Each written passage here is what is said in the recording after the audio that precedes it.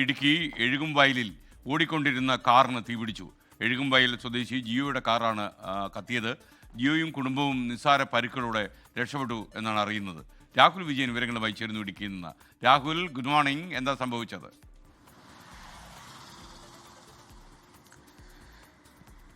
Short circuit ആകാം ഈ കാറിന് തീപിടിക്കാൻ കാരണമെന്നാണ് പ്രാഥമികമായിട്ട് മനസ്സിലാക്കാൻ കഴിയുന്നത്. 6 മണിയോട് കൂടിയാണ് ഈ കാറിന് തീ പടർന്നത്. ജിയോ എന്ന് പറയുന്ന ആളും ഭാര്യയും പള്ളിയിലേക്ക് പോവുകയായിരുന്നു. ഇതിനിടയിൽ വീട്ടിൽ നിന്ന് പ്രധാന റോഡിലേക്ക് ഇറങ്ങുന്ന വഴിയിൽ വെച്ച് കാറിനുള്ളിൽ നിന്ന് പുക ഉയരുകയായിരുന്നു.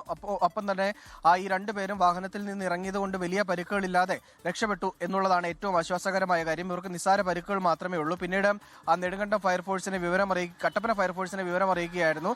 കട്ടപ്പന ഫയർഫോഴ്സ് എത്തി കാറിന്റെ തീ പൂർണ്ണമായിട്ടും അണയ്ക്കുകയും ചെയ്തു. എന്നാൽ കാറ് പൂർണ്ണമായി തന്നെ കത്തി അമരുന്ന ഒരു സ്ഥിതിയിലേക്ക് പോയി എന്നുള്ളതാണ് ഏറ്റവും പ്രധാനപ്പെട്ട കാര്യം. ഇന്നലെയും സമാനമായ രീതിയിൽ മറ്റൊരു കാറ് കത്തുന്ന സ്ഥിതിവിശേഷം ഉണ്ടായിരുന്നു. ഒരു ഇടവേളയ്ക്ക് ശേഷം ഹൈറേഞ്ചിൽ വീണ്ടും കാറുകൾക്ക് തീപിടിക്കുന്ന സംഭവം തുടർക്കഥയാവുകയാണ്.